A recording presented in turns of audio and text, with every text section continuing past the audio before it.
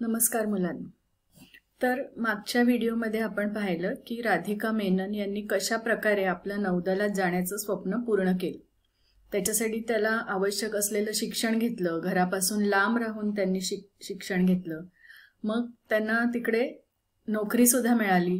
नोकरी करताना लग्न झाल्यावर, मूल झाल्यावर त्यांना कौटुंबिक जबाबदाऱ्या त्यांच्या वाढल्या आणि नोकरीच्या जबाबदाऱ्याही वाढल्या. त्या सगळ्या त्यांनी अतिशय लीलया सहजपणे पेलल्या. मग त्यांचे अशा प्रकारे नोकरी सुरू असताना त्यांच्या पुढे अचानक एक आव्हान उभं ठाकलं. ते आव्हान कोणतं होतं आणि त्या आव्हानाचा सामना त्यांनी कसा केला आणि ते आव्हान पेलल्यामुळे त्यांना जो जगात कुठल्याही महिलेला न मिळालेला सन्मान कसा मिळाला ते आपण आता या पुढच्या भागात बघणार आहोत. तर सगळ्यांनी आपली पाठ्यपुस्तकं सोबत घेऊन बसा. स्क्रीनवर तुम्हाला शब्द दिसतील पण मोबाईलच्या स्क्रीनवर ते खूप छोटे दिसतील, तुम्हाला त्रास होईल वाचताना. त्यामुळे पाठ्यपुस्तकं घेऊन बसा आणि त्यातून पाठ वाचा आणि मी काय सांगते ते ऐका. मागच्या वेळेचा अभ्यास तुम्ही केला असेल अशी आशा आहे. मला आठवत नाही मी तुम्हाला फोटो पाठवा असं सांगितलं होतं की नाही. कोणीही फोटो पाठवलेला नाहीये, पण पाठवलात तर मला आवडेल. त्यामुळे तुम्ही अभ्यास केला हेही मला कळेल आणि मी जे शिकवले ते तुम्हाला समजतंय हेही मला कळेल. तर नक्की फोटोही पाठवा. आता पुस्तक उघडा, आपण सुरू करूया. तर राधिका मेनन या बोटीवर तैनात झाल्या. संपूर्ण स्वराज नावाच्या जहाजावर त्या तैनात होत्या म्हणजे तिथे त्या नोकरी होती त्यांची, तिकडे त्यांची नेमणूक झालेली होती. आणि 22 जून 2015 रोजी काय घडलं तर रात्रीची वेळ होती, जवळपास 11 वाजले होते. जोराच्या वादळामुळे समुद्री लाटांनी रौद्र रूप धारण केलं होतं. रौद्र म्हणजे काय? खूप भयंकर, भीषण असं रूप. अक्राळ विक्राळ लाटा येत होत्या समुद्रामध्ये. मोसमाचा अवतार खतरनाक बनला होता. मोसम म्हणजे हवामान. हवामान कसं झालं होतं? अगदी खतरनाक झालं होतं. समुद्रात वादळ उठलं होतं, मोठमोठ्या उंच उंच लाटा येत होत्या. तेवढ्यात जहाजातल्या एका अधिकाऱ्यानं ओडिशाच्या गोपाळपूर किनाऱ्यापासून 2.5 किलोमीटर अंतरावर मासेमाऱ्यांची नाव लाटांच्या गर्तेत सापडली असल्याचं सांगितलं. गोपाळपूर नावाचं ओडिसा आपल्या भारताच्या पूर्व किनारपट्टीवरचं ओडिसा या राज्य आहे. भुवनेश्वर त्याची राजधानी आहे. तर तिकडे गोपाळपूर किनाऱ्यापासून 2.5 किलोमीटरवर काय झालंय की मासेमाऱ्यांची नाव लाटांच्या गर्तेत सापडली. गर्तेत सापडणे म्हणजे कचाट्यात सापडणे किंवा खूप खोल असा खड्डा असतो त्याच्यामध्ये सापडणे. म्हणजे यांचं संपूर्ण स्वराज हे जहाज ओडिशाच्या किनारपट्टीच्या थोडंसं जवळ होतं. त्यामुळे त्यांना तो निरोप मिळाला की तिथं एक नाव लाटांच्या गर्तेमध्ये सापडलीये. नाव बुडणारच होती.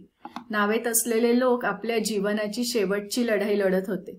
नावेत जे लोक होते त्या सगळ्यांनी आशा सोडून दिल्या होत्या की आता या वादळातून काय आपण वाचणार नाही, आपल्याला मृत्यू गाठणार.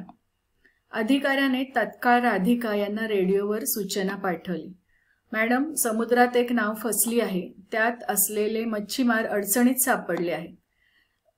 रेडिओवर सूचना पाठवली कारण कॅप्टन होत्या, त्या जहाजाच्या केबिनमध्ये असते.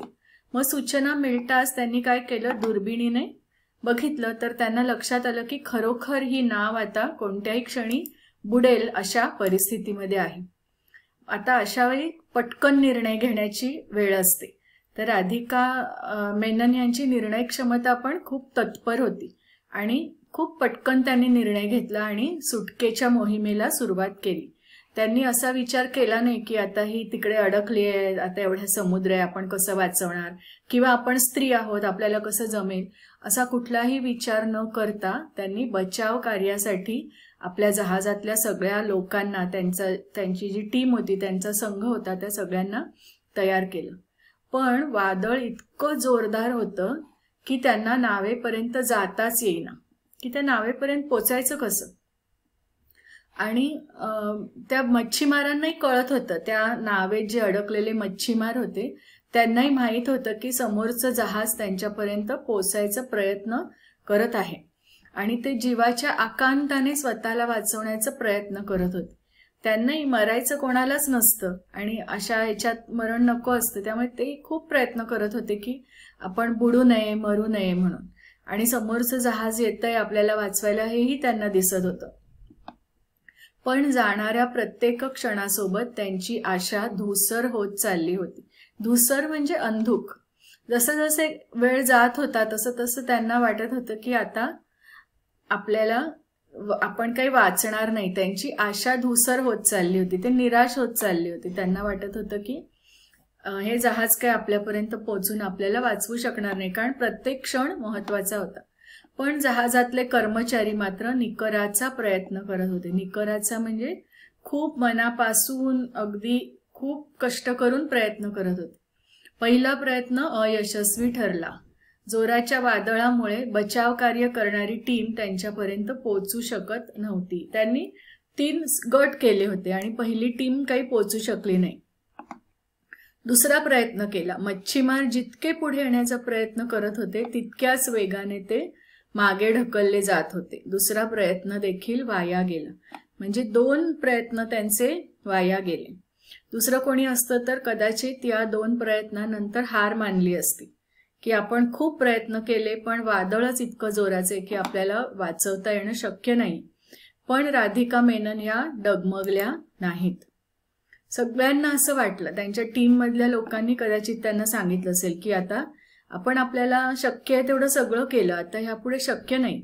सगळ्यांना वाटलं की आता सगळं संपलं, त्यांना वाचवणं अशक्य आहे. पण राधिकांनी आपल्या टीमचे मनोधैर्य तुटू दिले नाही.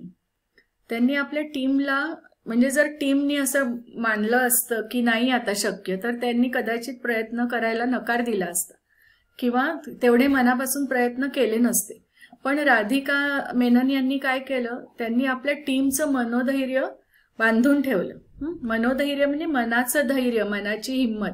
त्यांना हिंमत दिली. त्यांना असं सांगितलं की तुम्ही घाबरू नका, आपण नक्की यांना वाचवू शकतो, आपण खूप प्रयत्न केले पाहिजेत. आपल्या डोळ्यासमोर अशी नाव बुडते आणि मच्छीमार मरतायत, हे काही बरोबर नाही, आपण प्रयत्न करूया पुन्हा एकदा. आणि मग त्यांनी तिसऱ्यांदा आपल्या टीमला पुढे जाण्याचा आदेश दिला.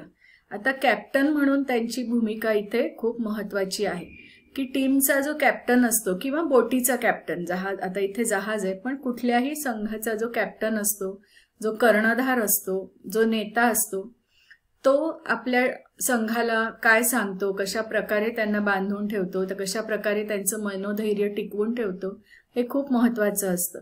आणि नेतृत्व गुण ज्याच्याकडे आहेत ती व्यक्ती असं करू शकते. म्हणजे हा राधिकांचा एक चांगला गुण होता की त्या एक उत्तम नेता होत्या. नेतृत्व गुण त्यांच्याकडे खूप चांगले होते. आणि मग त्यांनी तिसऱ्यांदा आपल्या टीमला पुढे जाण्यासाठी आदेश दिला. राधिका सांगतात एका मुलाखतीत की त्यावेळी समुद्रात 9 मीटरच्या उंचच उंच लाटा उसळत होत्या. 9 मीटर म्हणजे जवळजवळ 2 मजले. विचार करा किती उंच लाटा होत्या. वारा 70 समुद्री मैल वेगानं वाहत होता. म्हणजे समुद्रावर वाऱ्याचा वेग मोजण्याचं परिमाण वेगळं आहे, तर त्याचं समुद्री मैल किती होते, त्याचे 70 समुद्री मैल, म्हणजे ताशी 70 समुद्री मैल या वेगानं वाहत होता. मच्छीमारांना वाचवण्यासाठी आमचे 2 प्रयत्न फसले होते, पण आम्ही हिंमत हरलो नाही. शेवटी तिसऱ्या प्रयत्नाला यश आलं. पायलट शिडीद्वारा मच्छीमारांना त्यांच्या नावेतून जहाजात घेण्यात आलं. म्हणजे तिसऱ्या प्रयत्नात ते जहाज त्या नावेपर्यंत जाऊ शकलं आणि शिडीवरून त्या सगळ्यांना जहाजात घेतलं. नावेतील 7ही मच्छीमार सही सलामत वाचले होते. सही सलामत म्हणजे सुखरूप. सगळ्यांचे जीव वाचले, कोणाला काहीही इजा झाली नाही आणि सगळेजण वाचले, त्या संकटातून बचावले. वादळापासून बचावलेल्या पेरला चिन्नाराव यांच्या पत्नी म्हणाल्या, पती कित्येक दिवसांपासून घरी आले नाहीत म्हटल्यावर आम्ही समजलो होतो की त्यांची नाव बुडाली. आम्हाला वाटलं ते जिवंत राहिले नसतील, पण राधिका मॅडमनी त्यांचा जीव वाचवला. मी त्यांची शतशः आभारी आहे. तर हे वाक्य कोणाचं आहे? त्या वादळातून बचावलेल्या एका मच्छीमाराच्या पत्नीचं आहे.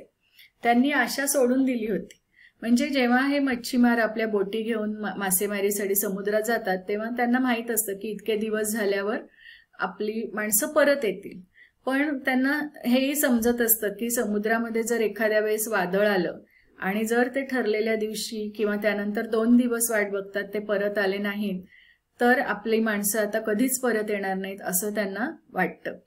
पण त्यांनाही असंच वाटलं होतं पेरला चिन्नाराव यांच्या पत्नीला की आता आपले पती काही परत येणार नाहीत. पण राधिका मॅडमनी त्यांचा जीव वाचवला आणि ते परत आले. म्हणजे थोडे 2 दिवस उशिरा का होईना पण ते परत आले. तर अशा प्रकारे राधिका मॅडमनी हे साहस केलं. या साहसासाठी त्यांना अवॉर्ड मिळाला. कुठला? Life bravery at sea. तर हा अवॉर्ड जागतिक इंटरनॅशनल लेवलचा आहे, जागतिक पातळीवरचा, आणि तो आतापर्यंत कुठल्याही स्त्रीला मिळाला नव्हता, तो त्यांना मिळाला. तर अशा प्रकारे आपला हा धडा इथे वाचून संपलाय. तुम्ही पुन्हा एकदा तो नीट सलग वाचा आणि त्याच्यावरचा स्वाध्याय सोडवायचा आहे. आपण आता त्यातले काही अवघड शब्द आता आपण जे पाहिले ते बघू. तैनात असणे म्हणजे नेमणुकीवर असणे. रौद्र म्हणजे भयंकर, अक्राळ विक्राळ. गर्तेत सापडणे म्हणजे कचाट्यात सापडणे.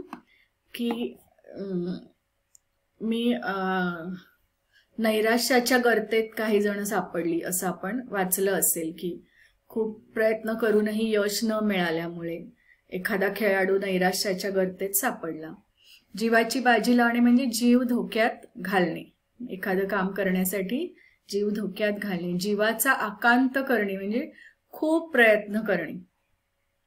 निकराचा प्रयत्न करणे म्हणजे कसोशीने प्रयत्न करणे. हे चारही एकाच अर्थाचे वाक्प्रचार आहेत. सही सलामत म्हणजे सुखरूप. तर आता जसं तुम्ही मागच्या वेळी त्या शब्दांचा वाक्यात उपयोग केला होता तसा याही सगळ्या शब्दांचा स्वतःच्या वाक्यात उपयोग करून वहीमध्ये लिहायचा आहे आणि मला फोटो पाठवायचे आहेत. आता राधिका मेनन यांचे गुणविशेष कोणते होते? तर त्या धाडसी होत्या, जिद्दी होत्या, महत्वाकांक्षी होत्या, कर्तव्यदक्ष होत्या. अजून खूप आहेत. त्यांच्यात नेतृत्व गुण होते, मेहनती होत्या, आपली जबाबदारी ओळखणाऱ्या होत्या. इथे मी 4च तुम्हाला लिहून दिले, पण हा स्वाध्यायातला प्रश्न आहे, तो सोडवताना तुम्ही हे बघा की अजून कुठले गुण त्यांच्यामध्ये होते. ते तुम्हाला जे सुचतील ते सगळे गुण लिहायचे आहेत. तर आता हा पाठ आपला झालाय, याचा स्वाध्याय सोडवायचा आहे. उद्या मी तुम्हाला दुसरा काही व्हिडिओ पाठवणार नाहीये, हा स्वाध्यायच सोडवायचा आहे. म्हणजे गुरुवारचा अभ्यास हा व्हिडिओ बघणे आणि यातला अभ्यास सोडवणे व्हिडिओमध्ये दिलेला, आणि शुक्रवारचा अभ्यास स्वाध्याय सोडवणे आणि मला फोटो पाठवणे, हा आपला अभ्यास आहे. तर नक्की अभ्यास करा. काही समजलं नसेल तर व्हिडिओ पुन्हा बघा. तरीही नाही समजलं तर मला विचारा, मी तुमच्या प्रश्नांची उत्तरं नक्की देईन. धन्यवाद.